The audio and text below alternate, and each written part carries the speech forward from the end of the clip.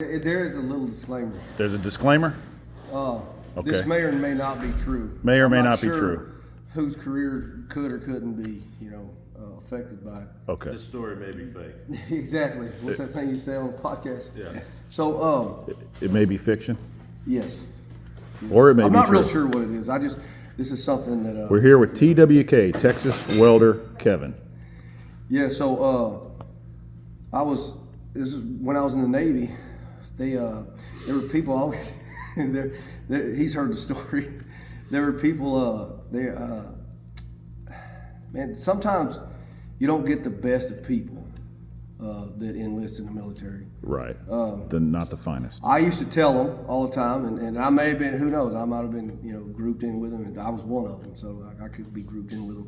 But I used to tell them and joke with them that, the only people that joined the military are the people that couldn't make it on their own on the outside. Like, that's why you're here.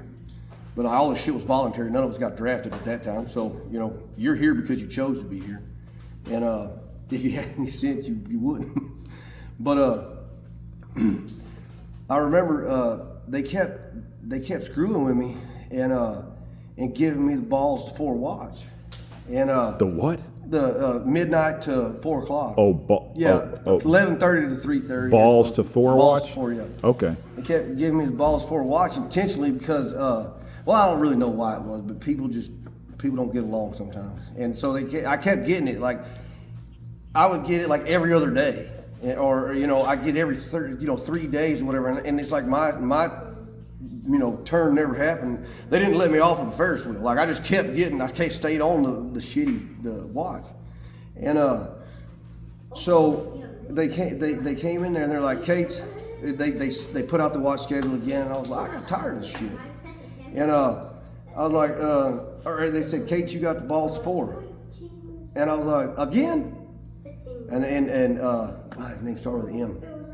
Now I can see his face.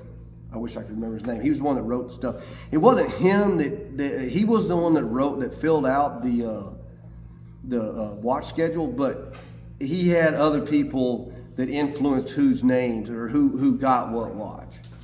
And like I said, I was definitely getting targeted. Nobody gets the balls before. No, I don't think anybody got the balls before watch more than I did. And I took it for a while, but I got sick of it, and I said, again? And he's like, yeah. I'm like, all right. So they have I don't remember what they call it. It was basically like a wake-up call. It's actually just a guy before you that wanted to get relieved. He'd come wake you up. And open your rack, whatever. Hey, Kate, you got watch. And I forgot about the part where he woke me up. That's all. I got if you're gonna wake me up at 11:15 or 11:10 at night, I'm trying to get as much sleep as I can before this watch, and I stayed up late anyway, so you get like 2 hours of sleep. And so I was completely naked and had my ass facing the curtains like this. Yeah. And so when they opened it up to wake me up, they got what they had coming. And but sometimes I'd get out of the watch and sometimes I wouldn't. This particular time, the guy, I'm not gonna mention his name, but he wanted to play hardball, and so he woke me up. All right. Woke you up naked? Yeah. So I got up, went down there to do the watch, and I was like, you know what? I think I got a good way to fix this. They'll stop doing this shit. And it did work. I didn't get the balls for it today. But I don't think I got it one more time. But I went and, I woke up, I was pissed. Went to go do this thing again. Like, I'd already had it 2 days before. And it's like, it kind of messes with your sleep schedule. Oh, yeah. And, but I was tough, I could handle it. That's what I kept telling myself. Yeah, but I got to the point where I was tired of this shit. So I was like, I devised myself a plan. I'm gonna fix this. And I went and got. I knew a guy that was an airman that knew a guy that was a Smurf or a fueler. And I'm not gonna get into what fuelers were, but I ended up getting a K-pop, a purple K-pop. What the hell's that? It's like a life jacket basically, Okay. but it's like a work life jacket. Yeah. And it's got a strobe in it with a sensor, and I got the balls 4. So I went to to the room where they incinerate all the trash, and a K-Pock was put on a trash bag and thrown, or somehow wound up in the water.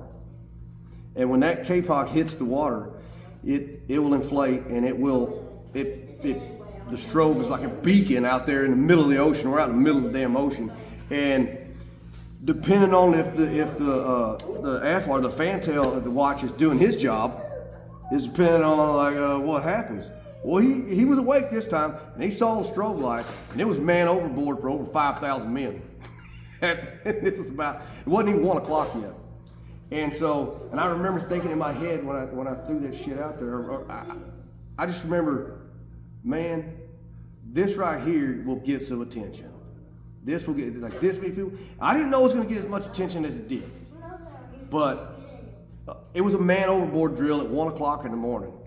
And that means everybody's got to muster, everybody to their mustering station, they got to do a head count. It doesn't make it, the captain's getting his head counted. Like everybody's there because there's a man overboard. There's a strobe, there's a K-Pock out there lighting, and they launched damn helicopters and recovered the damn trash bag with the K-Pock on it. And the CO was ready to kill somebody. And I remember him coming over to 1MC, it was Captain Kendall Card. I remember him coming over to 1MC, and he goes, I will find who did this. Your best bet is to come forward now. And I just remember looking around like, one of you son of bitches better get up there. You better, because like, this guy's serious. He was from Fort Stockton, Texas. And when he come on, he used to play Willie Nelson, Blue Eyes Crying in the Rain. Anytime it would rain, he'd blast over the 1MC like he was like a cowboy captain. And he's like, I will find who did this. You will be punished. And then, who the hell's going to come forward? You're like, come from the firing squad, So nobody came forward. I guess they never knew who did it. But there was enough innuendos and hints around. Fireman Case never got the balls before after that. So lesson learned. And I mean, had I to do it over again, you probably would. I wouldn't have joined the Navy. There you go. There you go. That's a good one, man. Thanks for telling that one. Like, subscribe, share, thumbs up. Take care.